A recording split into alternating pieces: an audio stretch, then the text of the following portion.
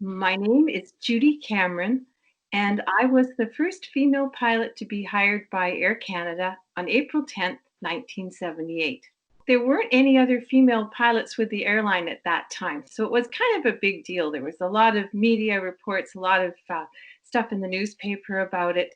And I was very used to being the only female at that time because when I went to school to be a pilot, I was the only girl in a class with 30 guys. And when I started with Air Canada, I was the only female pilot in a room with 11 other guys. The one thing I loved the most was travel.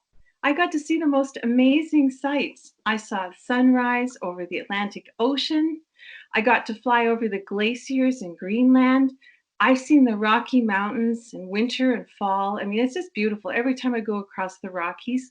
And did you know that if you're flying in Ontario and Quebec in the fall, you can actually see the trees from the air? Everything is kind of a reddish tinge instead of green.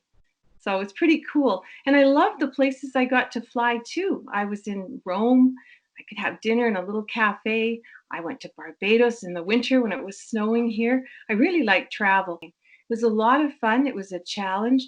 I liked things that went really fast, and it was a lot of fun to fly. When I was really little, I wanted to be a cowboy when I grew up.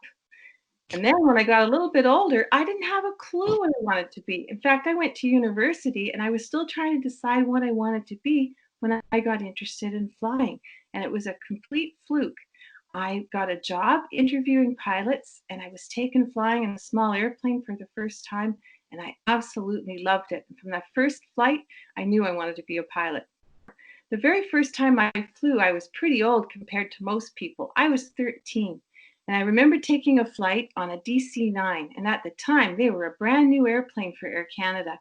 And in those days, they used to take children and anybody else who was interested up to the flight deck. And I remember it was night. And we went up and all the lights were turned up inside the airplane. And it was the coolest thing ever. I really enjoyed it. But I really became interested on my first flight in a small airplane. My biggest inspiration, I think, was my mother. She was a single mom. She brought me up by herself, and she taught me that I could be anything I wanted to be. She let me believe in myself. She never put any limits on me. So when I came home and said I wanted to be a pilot, she just encouraged me to go ahead. This is probably one of the weirdest experiences anyone has had. We were starting the engines on the ground in Rome, and it was a very hot day. And all of a sudden, something flew up in the cockpit between the first officer and I. And at first, we thought it was a little bird. And then it perched itself right on the thrust levers. That's the things that make the airplane go faster. It was a bat. It had flown out from somewhere in one of the instrument panels, and there it was, perched right on the end of the thrust lever. So we were kind of wondering what to do, but very quickly my first officer was smart. He opened his window, and I guess the bat smelled the fresh air, and we kind of threw a couple of books in his direction, and he flew out and away to freedom. But that was That really surprising. We had an unexpected passenger in the flight deck. My favorite airplane was the one I retired on. It's the Boeing 777, and it's the biggest airplane that Air Canada had. I was the first female captain on the Boeing 777 in 2010, and it's a really big airplane. It generally held about 350 people, but some of them, special ones, held up to 458 people. It's like having a little town back there.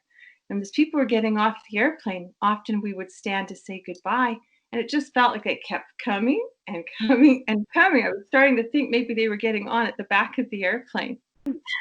And for any of the future pilots out there who are interested in some of the specifications on the airplane, it was 74 meters long and its wingspan was 65 meters wide. And you'll never guess how much it weighed when it had all the fuel on board and all the passengers. It's all right. 344,730 kilograms. So it needed 6 wheels on each landing gear to hold that kind of weight. My favorite airport, that's a tough one. I kind of like San Francisco because San Francisco had a really interesting approach. It had what's called the quiet bridge approach. And so two airplanes would be coming in from different directions. And it was the very last minute they would turn and both face parallel runways and come in and land. really interesting. So you had to keep a good lookout. It was all very, very safe, but the view coming in over the bay and over the Golden Gate Bridge was pretty amazing. So I kind of like that. Okay, my biggest bit of advice would be don't limit your options. I didn't know what I wanted to be when I grew up, so I didn't take math in grade 12. When I became interested in becoming a pilot, I had a year of university, but I had to go back to school. I had to take math in summer school so that I could go to my aviation college. So don't limit your options and be open to new experiences, things like a flight in an airplane for the first time. Make sure you just look around you. There's lots of opportunities. Don't let anyone stop you. Don't accept the word no. Don't listen to people if they say you're a girl, you can't do this, there aren't any female pilots.